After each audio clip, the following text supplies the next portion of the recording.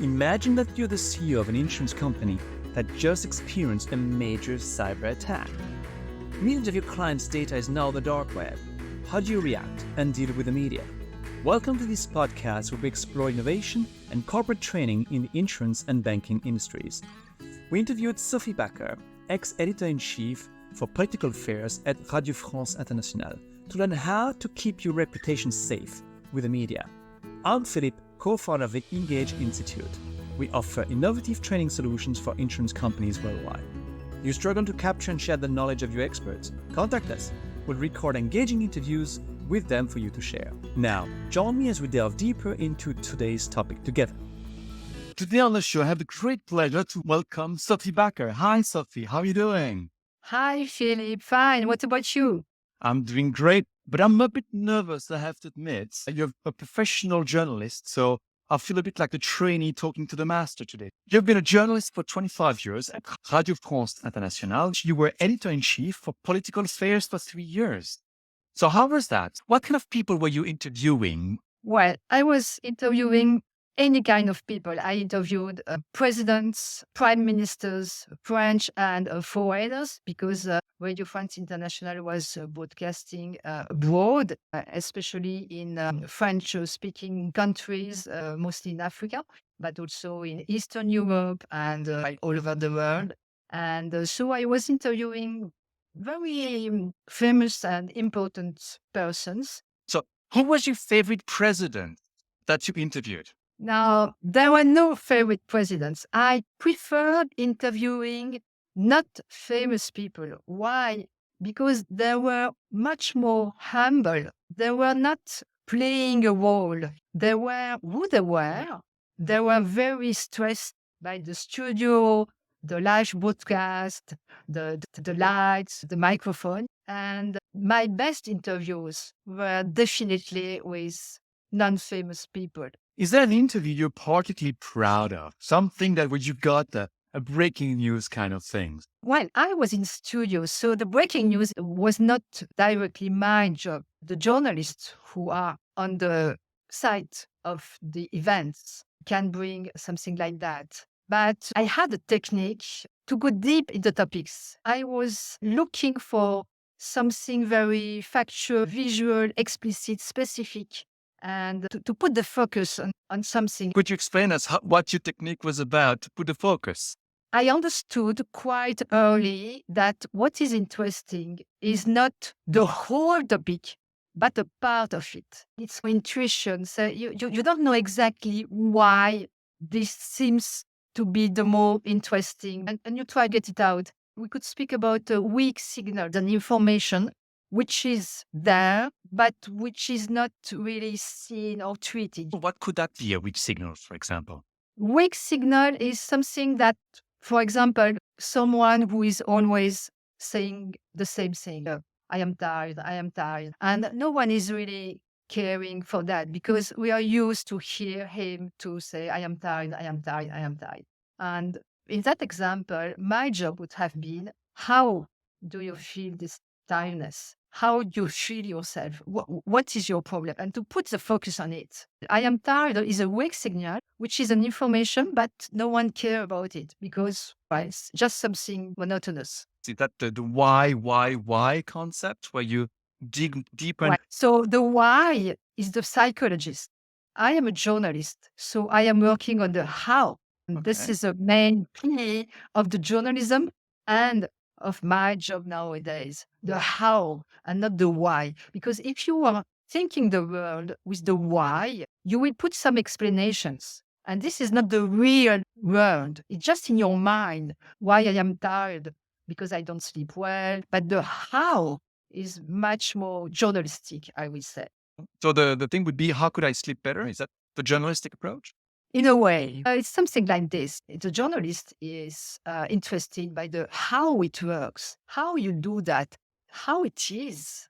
Now you tell me it's about my first question to you would be a why question. Why should top managers care about the media? Okay, why? Because the world has changed.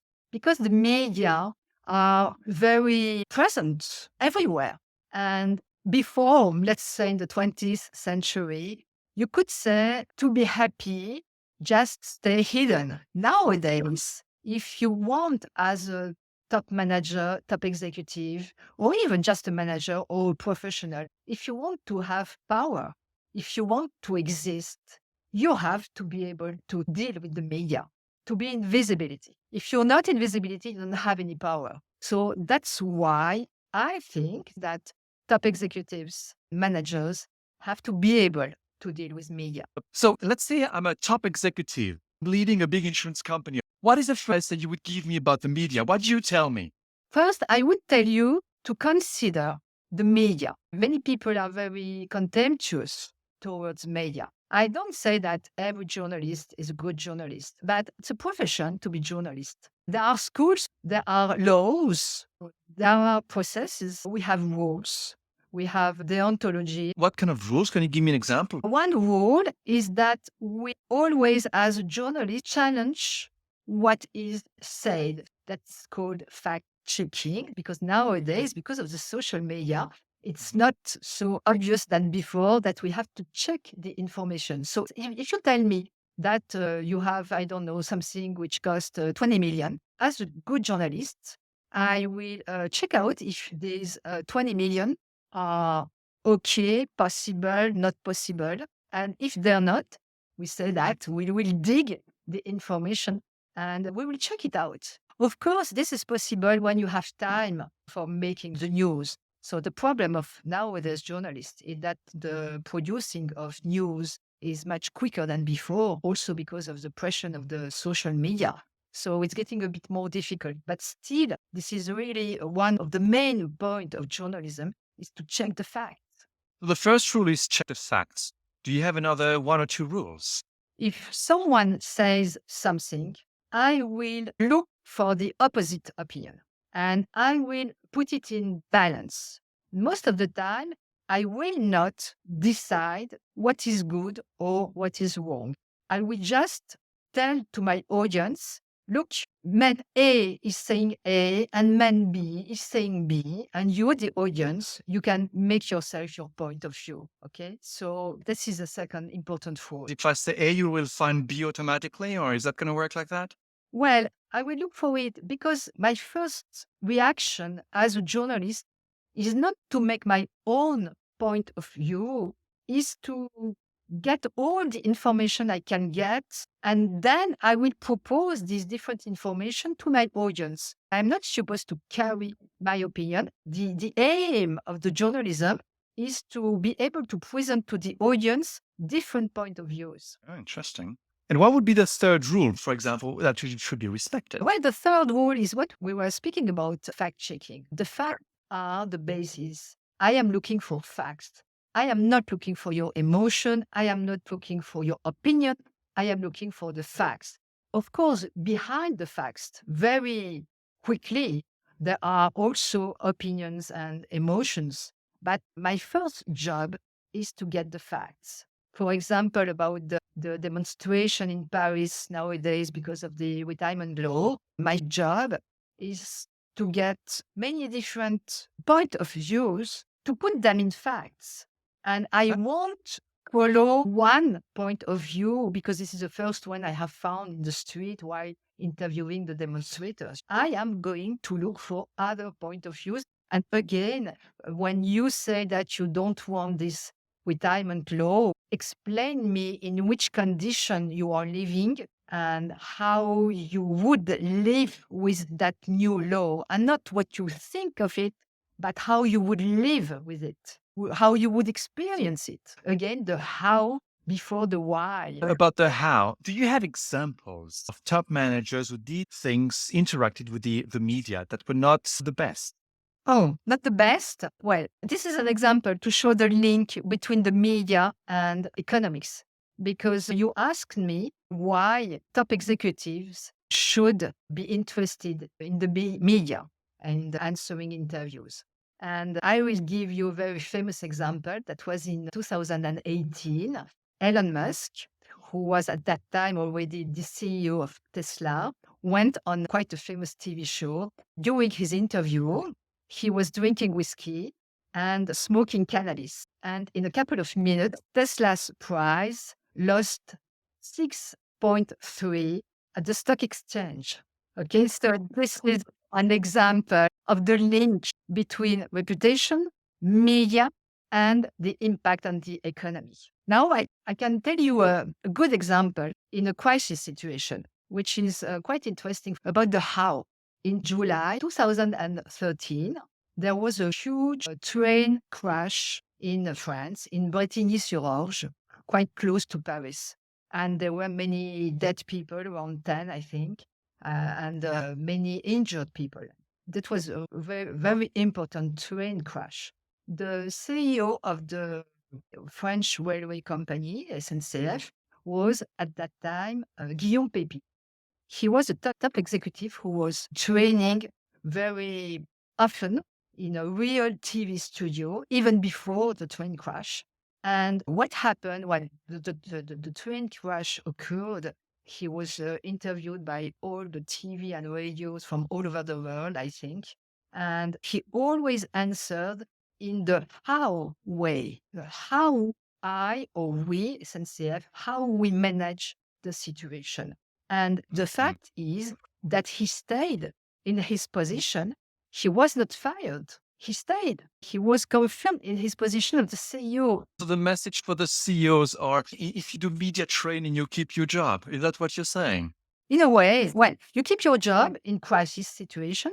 And not only you keep your job, but you preserve the reputation of your company, definitely.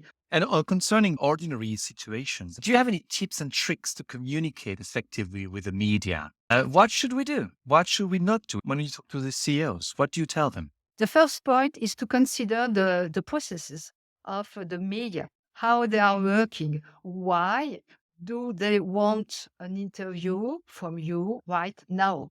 What is in their head as a journalist? Very often, I observe that in the companies, they don't understand why journalists are coming at that time because they don't understand the whole process of the media.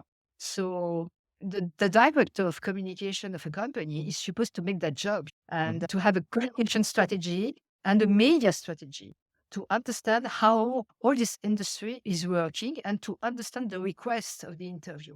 So that's really very important. The director of communication, isn't he or she supposed to be the one answering media requests? Not anymore. That was fine till the end of the 20th century, but now we are in the century. World has changed. And journalists want the portions who are close to the situation, close to the action.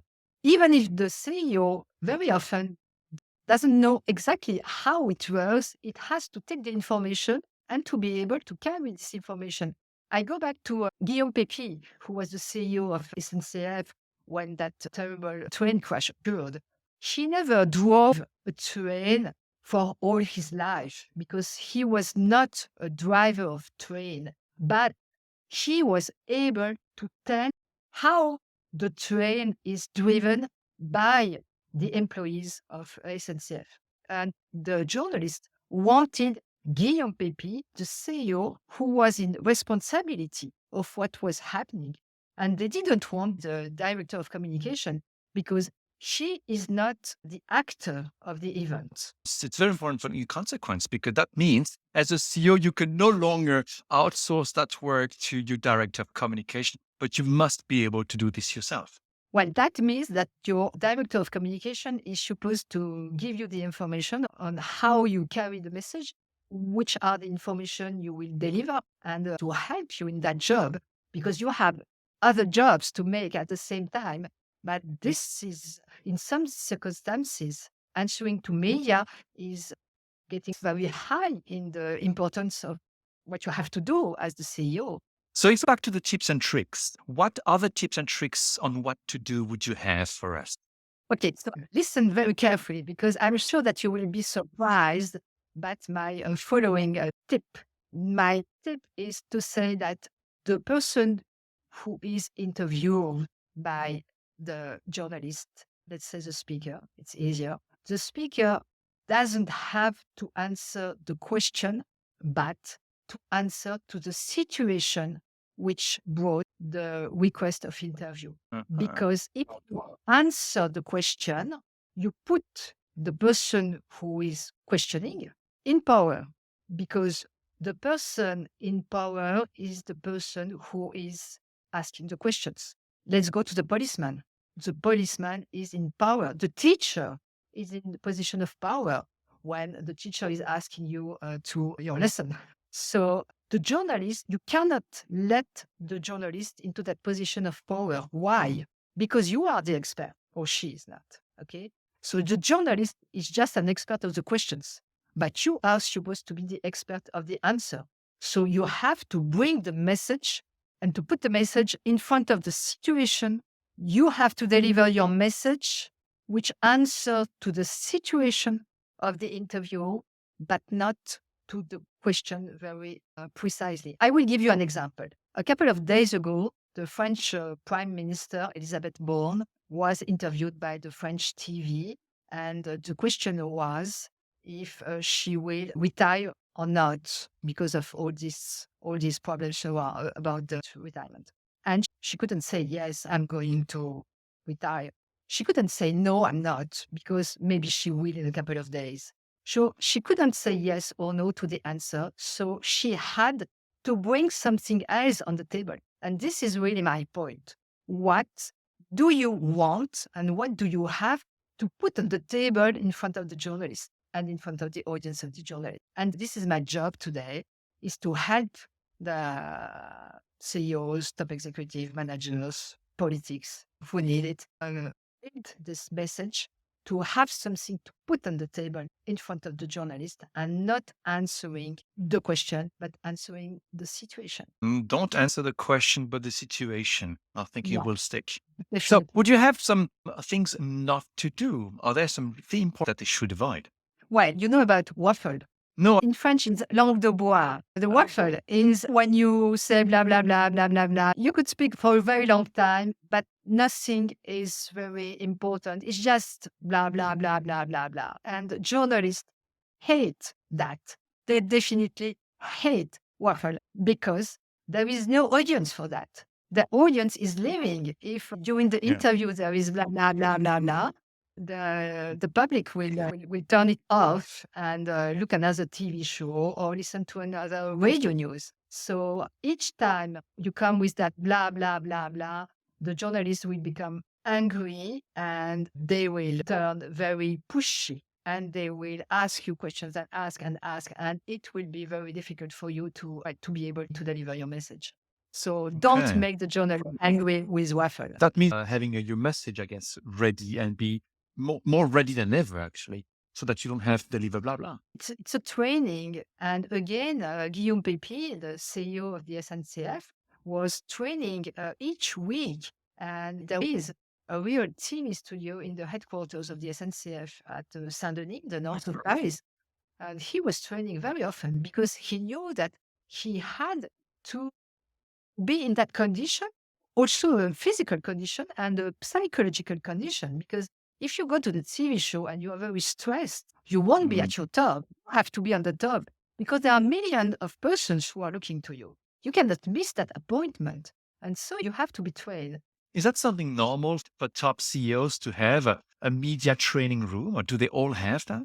Well, very few of them have. I'm not sure that it's always necessary to have a TV studio or radio studio in the headquarters. Maybe it will in a couple of years, because I consider that the pressure of the media is going to be much more tense than nowadays, because the whole economic and political field is getting more tense. But for sure, for me, is that, yes, the training is very necessary nowadays, because you cannot go on your instinct. You cannot go, what will happen. The media is directly connected to the reputation of your company and, of course, the value of your company. So you cannot gamble that. You cannot play with that. Can we look at some major risks that our viewers might face in the next few weeks and months, such as maybe the climate change for the company's reputation, maybe cyber risks?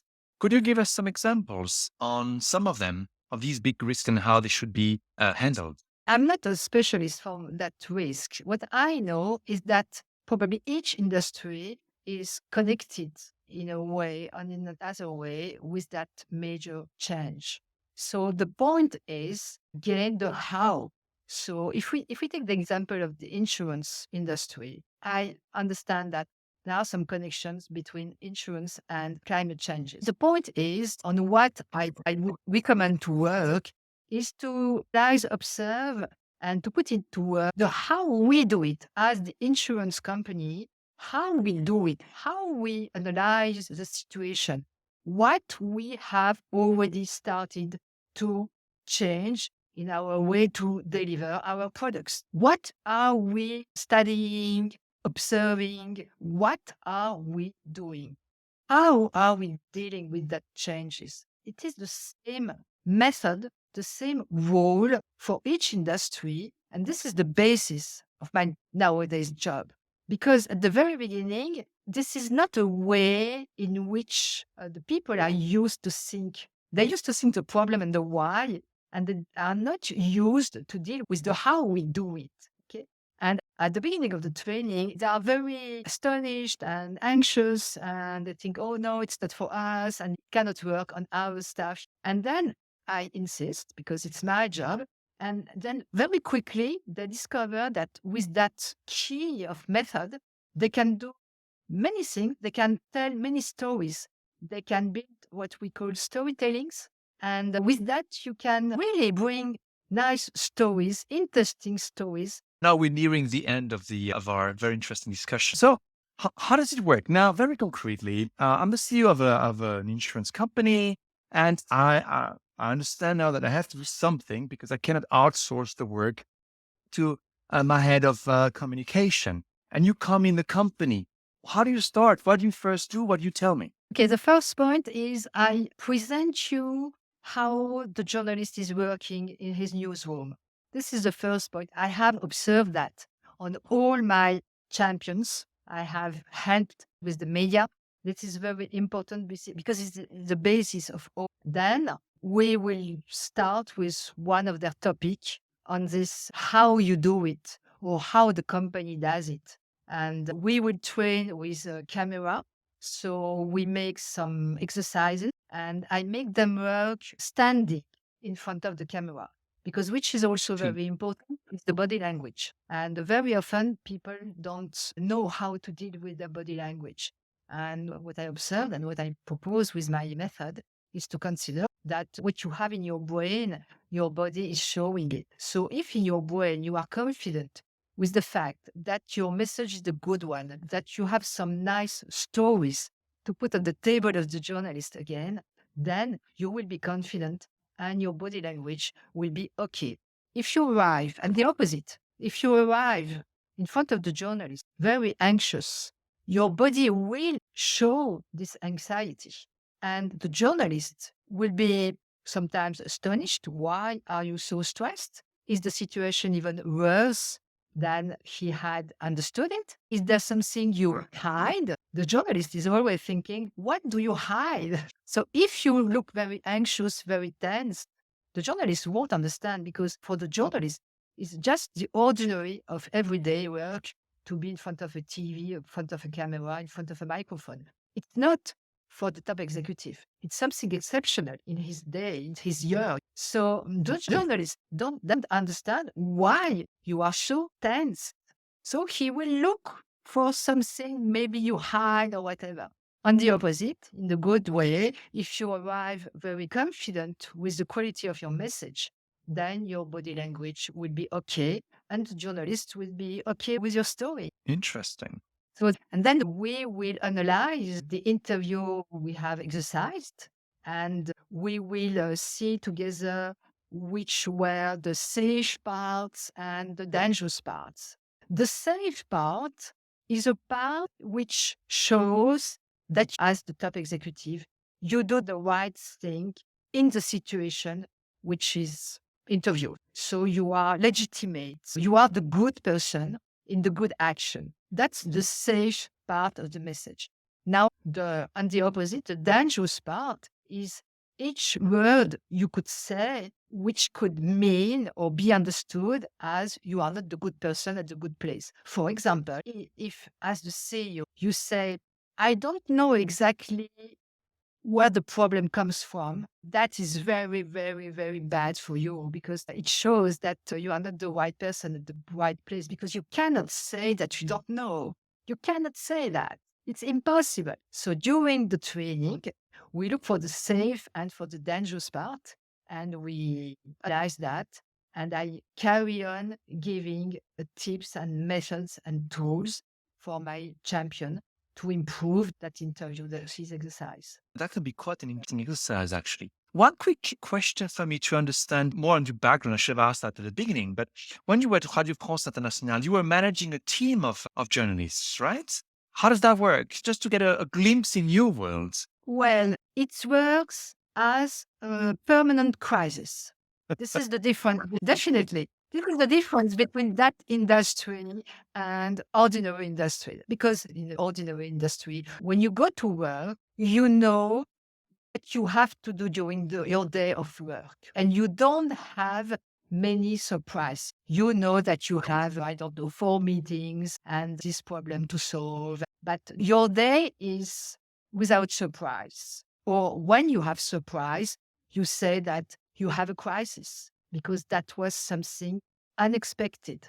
Mm. Journalist is always working on something unexpected. That sounds very exciting. Yes, Okay. it is. It's exciting. It's exhausting as well. Well, the law about retirement is a long story in France.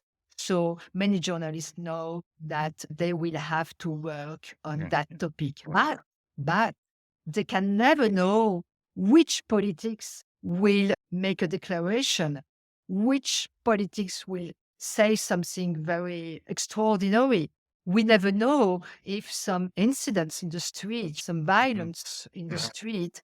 So we never know what will happen.